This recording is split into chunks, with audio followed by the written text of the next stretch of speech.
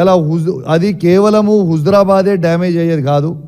హుజురాబాద్ మండలంలో ఉన్న అన్ని గ్రామ పంచాయతీలు, ఇలా హుజురాబాద్ పట్టణము, జమ్మికుంట మండలంలో ఉన్న అన్ని గ్రామ పంచాయతీలు మరియు జమ్మికుంట పట్టణంలో ఉన్న 30 వార్డులు, ఇలా ఇల్లంతకుంట మండలంలో ఉన్న అన్ని గ్రామ పంచాయతీలు, వీణవంక మండలంలో ఉన్న అన్ని గ్రామ పంచాయతీలు, కమలాపూర్ మండలంలో ఉన్న అన్ని గ్రామ పంచాయతీలు, ఎల్కతుర్తి మండలంలో ఉన్న అన్ని గ్రామ పంచాయతీలు, భీమ్దేవర్పల్లి మండలంలో ఉన్న ప్రతి గ్రామ పంచాయతీ, సైదాపూర్ మండలంలో ఉన్న ప్రతి గ్రామ పంచాయతీ, కేశవపట్నం మండలంలో ఉన్న ప్రతి గ్రామ పంచాయతీ, మానకొండూరు మండలంలో ఉన్న ప్రతి గ్రామ పంచాయతీ, ఈ ప్రతి గ్రామ పంచాయతీకి డంపింగ్ యార్డ్ ఎఫెక్ట్ అవుతుంది అనేది కూడా ప్రజలకు కూడా తెలవాలని నేను విజ్ఞప్తి చేస్తూ ఉన్నాను. చాలామంది ఏమనుకుంటారు, ఇది హుజురాబాద్ కాబట్టి మా ఊరు వరకు వస్తుందా అని అనుకుంటున్నాను. ఇప్పుడు ఒక్కసారి ఇలా దయచేసి కమలాపూర్ మండలంలో ఉన్న ప్రజలు కూడా ఆలోచన చేయాలి.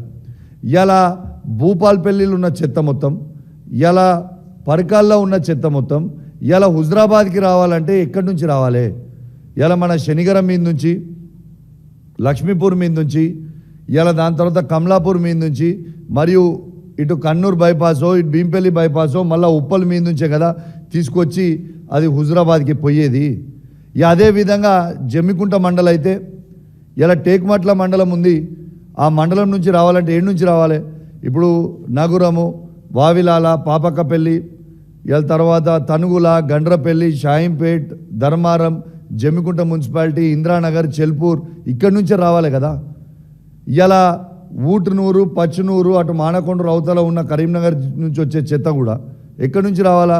ఇలా మామిడాలపల్లి, చెల్లూరు, తర్వాత దేశాయపల్లి, కోర్కల్, శ్రీరాములపేట, రెడ్డిపల్లి, వీణవంక, మళ్ళీ ఇటు నుంచి పోతే మెట్టిపల్లి, అందాలపల్లి మీ నుంచే కదా మొత్తం వచ్చేది చెత్త.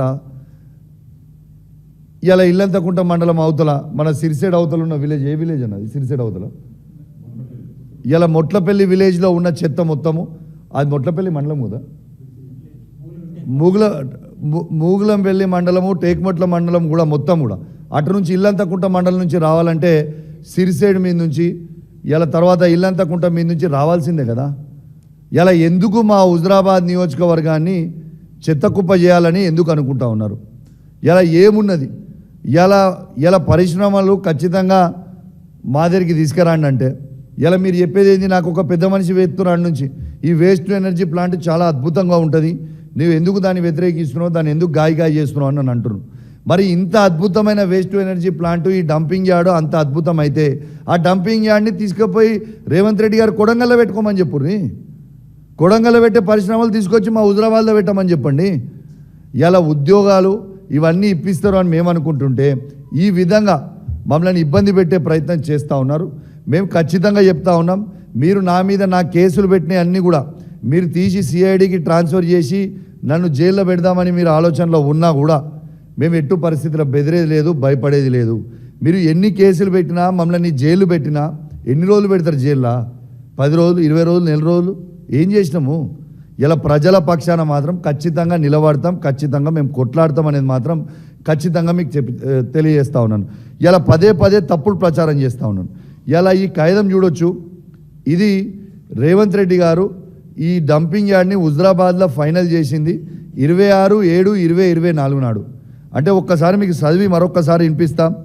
ఇలా దీని I invite kind attention to the reference sighted and submitted that the collector Karimnagar has informed that the director of municipal administration informed that the honorable chief minister during visit to the Warangal has emphasized the need for establishing waste to energy plants on cluster approach in Huzurabad.